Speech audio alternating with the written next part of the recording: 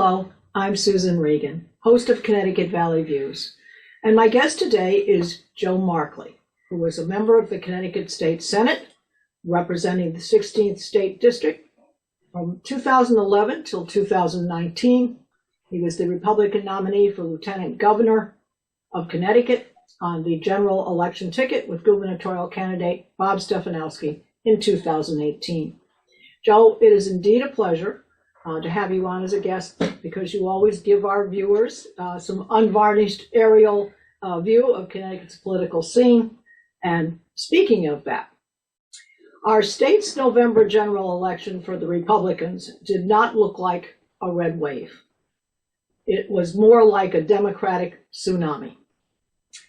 And so having said that, do you believe in the axiom that the top of the ticket drives the results of the bottom of the ticket? Oh, yes, indeed. And let me say, first of all, the one place people don't seem to acknowledge this, above all, is on the under ticket, which is the other statewide offices, such Yes. as General Secretary of State, Treasurer, Controller.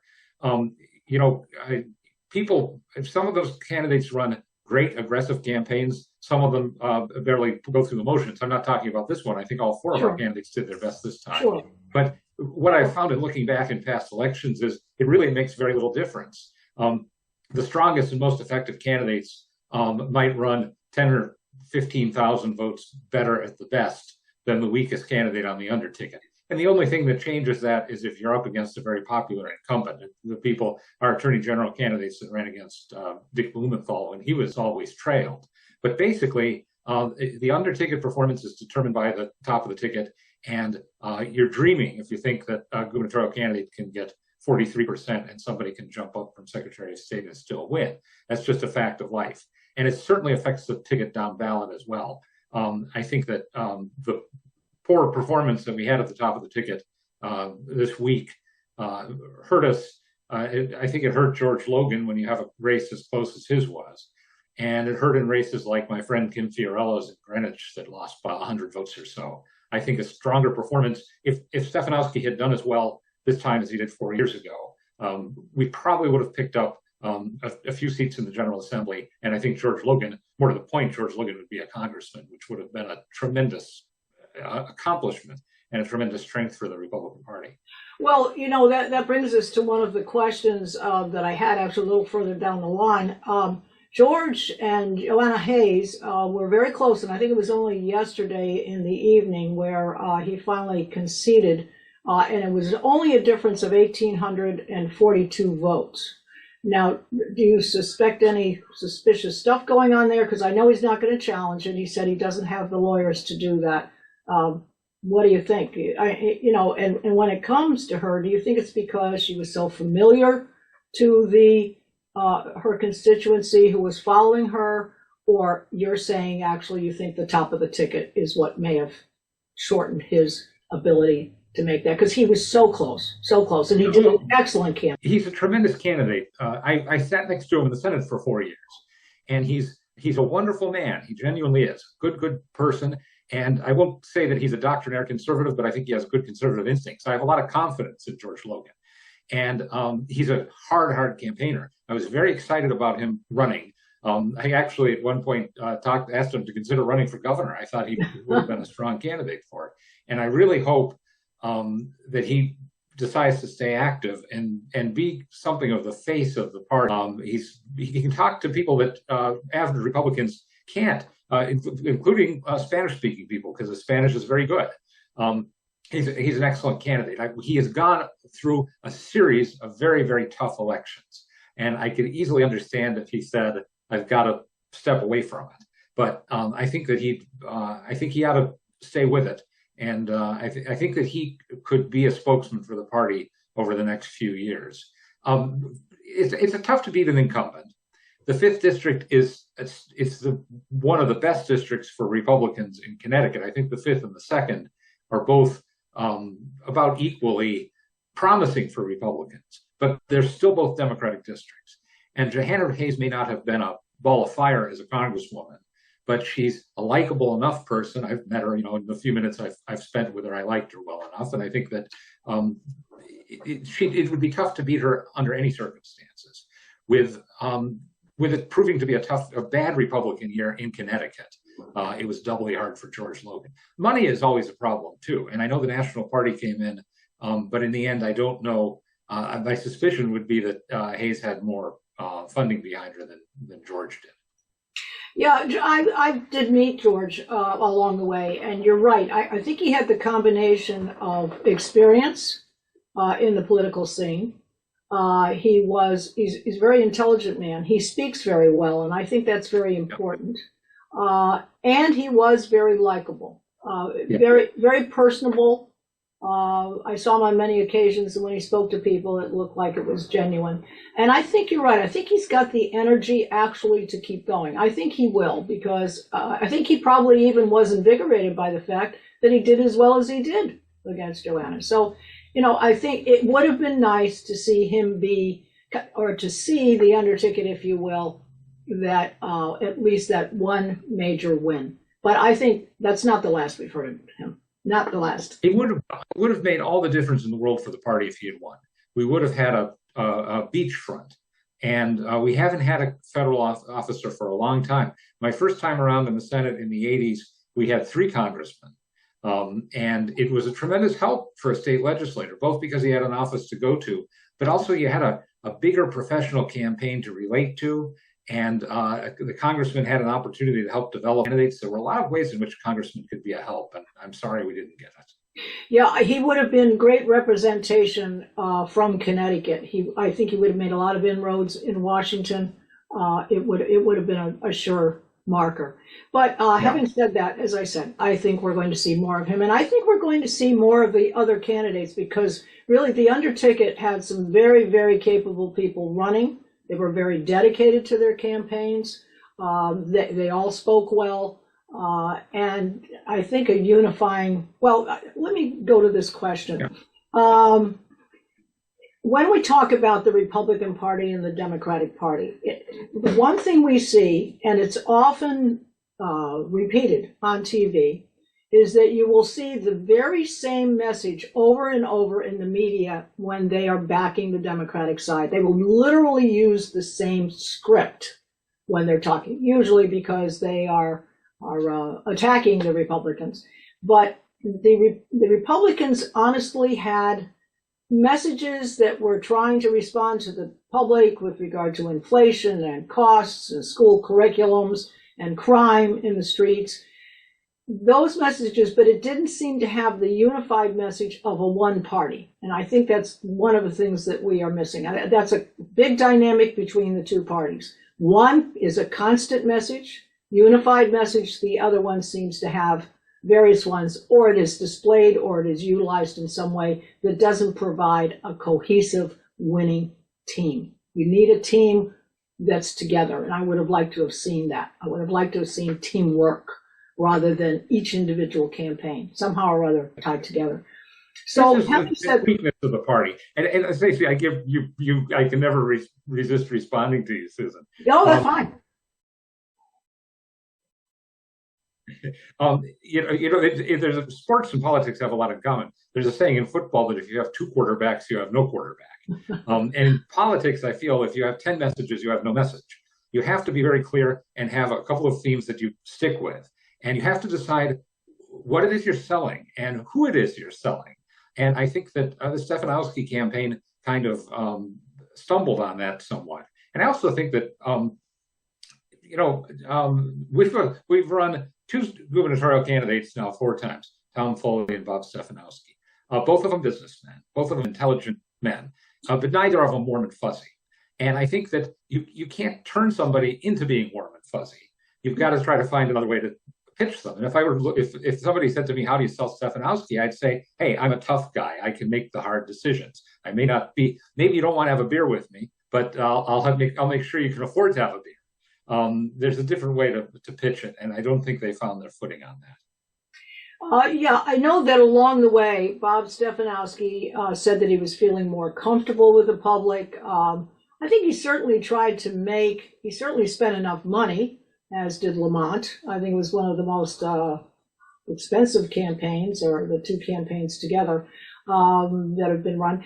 But I think he made the effort to get out and meet and greet the people. But if you don't have that connection, if you don't have that persona, I heard many times when Bob was interviewed on the radio, mostly where I heard him on Gary Byron's show and other radio stations, that he was always responded to by calls in where the people would say, I like Bob, I don't want Lamont anymore, I'm sick of Lamont, we need to get rid of him.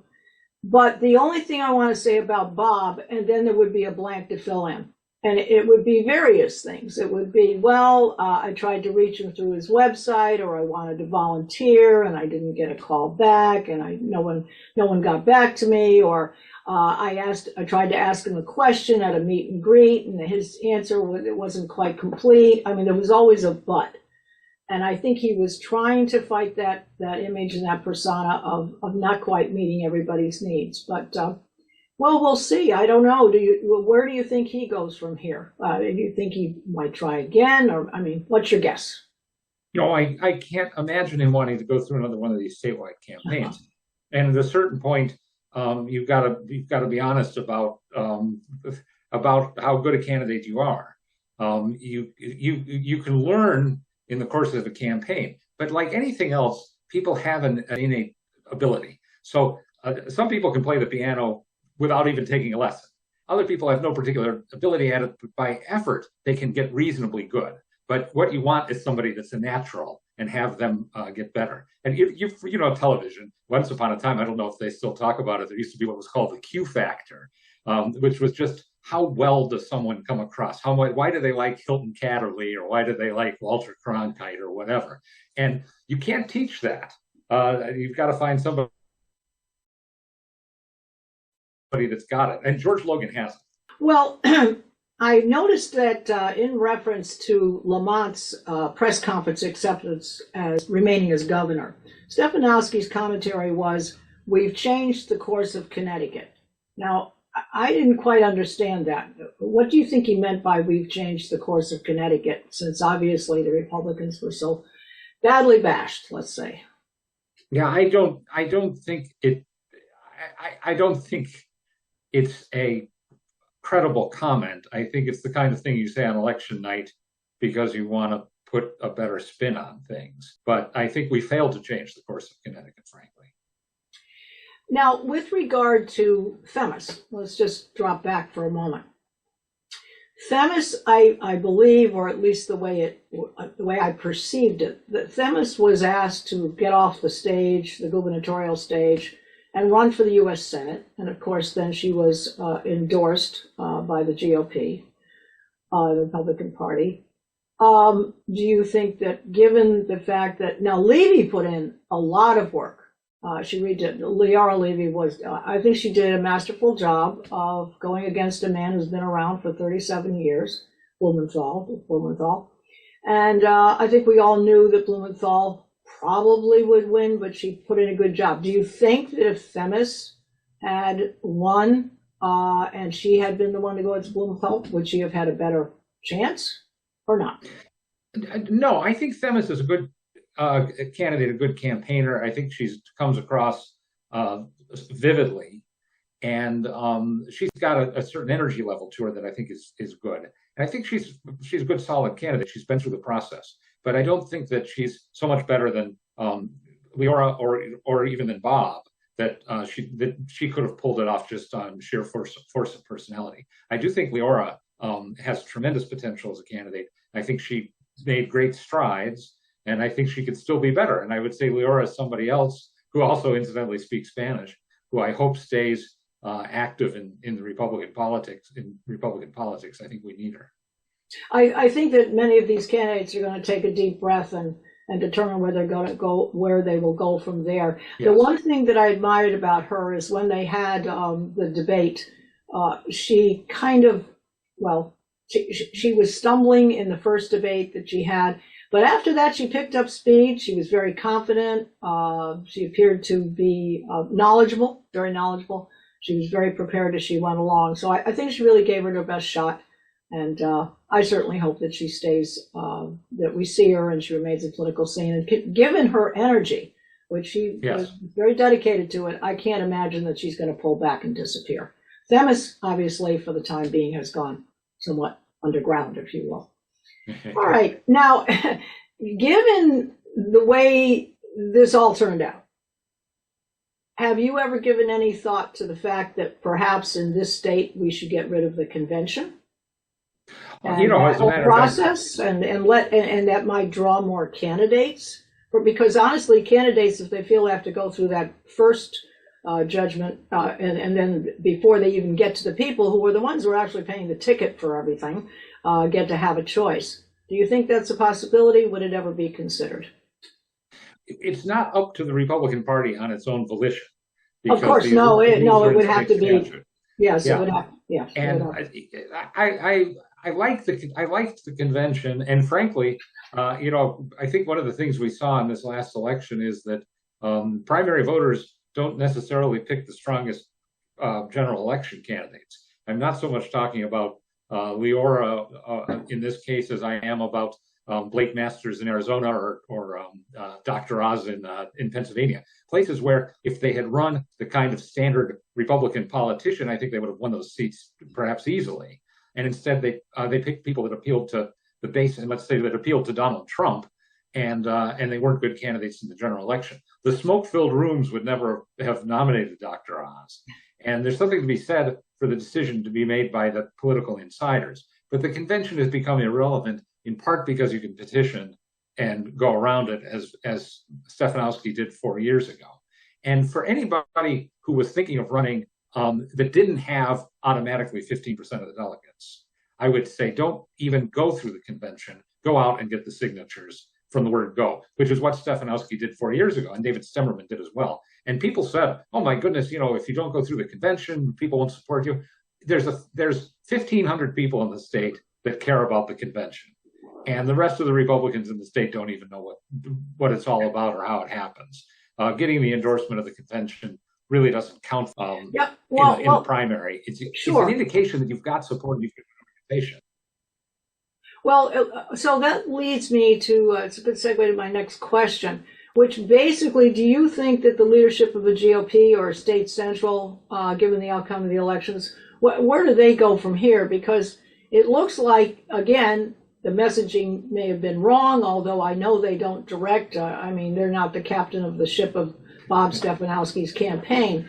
But do you feel that they are lacking? And if so, what are your criticisms of what they could have done better? Ben Proto, has been around for a long time. He's very knowledgeable and so forth. But do you think they did their best job, or what do you think? What do you think about that? Yeah. Well, I think Ben Proto has the most thankless job in Connecticut. And part of the reason is just what you said. He's not the captain of the ship, but people look at him like he's the captain. So in a way, he gets blamed for all the failings of the party. And there's only so much he can do. His first job is to make sure the ship stays afloat. And that hasn't necessarily been easy in Connecticut recently. It's a bit like herding cats. As you said, he's always been, it's always with any politicians. And they don't have, once upon a time, we had John Bailey and we had strong party chairs who controlled the money. And if you control the money, you can control what people do. That's no longer the case. The party is not particularly a source of money at all. And so Ben can get people in a room and say, you do this and you do that. And they say, why? Why shouldn't I? I've got the delegates. Why shouldn't I primary? I'm going to go ahead. So I wouldn't blame Ben. I don't think that Ben is a transformative leader for the Connecticut Republican Party. And I'd love to see one. And if I knew who it was, I'd go out and recruit him or her. But I don't see that person. And in a lot of ways, to my mind, the party has been in a kind of a slow decline as an organization for many years. It has certain functions it has to perform, the convention and other things legally and so forth. But there's a lot more that it could do that it doesn't do. But how you get from where we are to that level, it's not done in one great leap. It's got to be done by a lot of people over time. Well, talking about the candidates, now we had Rob Holdling. He was the Independent Party's candidate to run in the gubernatorial election. So there are a number of questions. I guess number one, that was a pretty significant step forward for the independent party.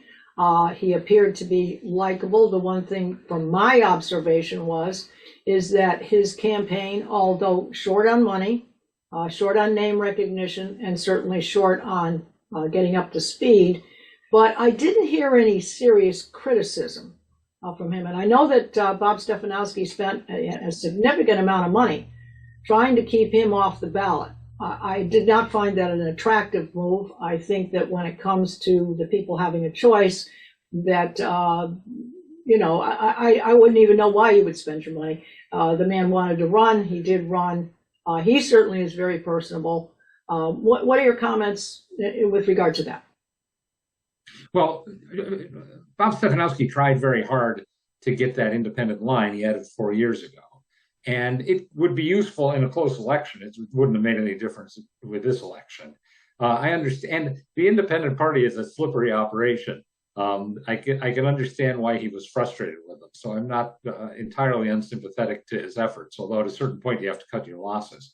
The funniest thing about that is it really was, it ended up being a step backwards, apparently, for the independent party, because it seems like they fell just short, maybe 0.02% short of getting the 1% they need to maintain their ballot status. So in that sense, if they had cross-endorsed Stefanowski, I'm sure he would have gotten 1% of the vote or more, 2% of the vote on the independent line. Because they went with their own candidate, they now will have to petition just like any other minor party to get on the ballot in 4 years. Yeah, so well, they actually cross-endorsed Mark Anderson and yes. Senator John Kissel. So, that was there. And I think there was some confusion. I did hear on the radio people called in and said, why does why are there more lines on there for these people and not for Bob Stefanowski? But anyway, they did cross-endorse. Well, do you feel it all? So in other words, okay, because I didn't hear about that. That's small, very small percentage. You said that if they had made it a little larger, then they would have remained on the ballot going forward. Is that correct? Yeah, they've lost their, at least as the last result I saw, they lost their automatic ballot status. They had to get 1%, and I believe they got 0.98%. Oh boy, yeah, because it was quoted in the press that it was 1%. All right, well, with regard to some lightning questions, this is basically yes or no. Yes. Were you surprised? Were you surprised that there was an overwhelming yes to the ballot question? Do you want early voting? I mean, it was huge. People came in and said, yeah, we do. Yes or no? No, I wasn't surprised. I went on a few radio shows and said, we really ought to vote no on this, because that's what I felt. I didn't have any real, I wasn't particularly optimistic that was going to make a difference. All the publicity on it was on the favorable side. All the spending on it was on the favorable side. And Republicans didn't make much of an issue about it. So if you don't have some pushback, you're not going to be able to win. Sure. All right, here's the next one. Do you believe that the media drove Lamont's win? Or was it he, by the way he handled things through COVID and so forth? Or do you think the media just was obviously his right arm? Well, yes, I don't know. I think he maybe would have won even without, but the media really seems to be degenerating into a cheering section for the Democrats. And I think they're so sure of themselves that Republicans are the benighted enemies of all that's good, that they feel entitled to kind of put their thumb on the scale. Sure. And it's getting a little ridiculous, frankly. Right. The good thing is the media is disappearing. The newspapers are a dying business. Okay. Do you believe that the unaffiliated had any real impact on the election outcome? Because that unaffiliated group is 41% of the total registered voters out there. They're almost always decisive, I would say. And I'm sure they were this time as well. All right. And is the perception of liking a candidate the strongest factor in voters' final decision at the poll? Do you think we talked about likability? Do you think that's the final thing? Or do you think they were really listening to the rhetoric? It's a real big one. And one of the reasons is if they don't like you, they won't listen to you. And so I think that gets you through the door. just like sales, I mean, you want the salesman with the big smile or the pretty woman that shows up. That's a great advantage. And then it's up to them to close the sale. Sure. All right. Now, any contact, anybody who wants to follow you, email address you'd like to give, or anything? Sure. Okay, go ahead. I've been relatively quiet, not entirely quiet, but you can reach me at my email address is very easy for anyone who wants to send me a message. It's joe@joemarkley.com. And I don't get so many at this point that I can't handle them. So if anyone's interested, get in touch with me. And if anyone wants to get more involved in politics, I'm happy to talk to them. Great. Well, thank you, Joe. And I want to thank all my viewers for joining me today on Connecticut Valley Views. You can see all of our programs on ctvalleyviews.com. And you can also submit questions or commentary to me as well as Susan Regan, host of Connecticut Valley Views. Thank you again, Joe. Great to see you. Hope to have you on again near future.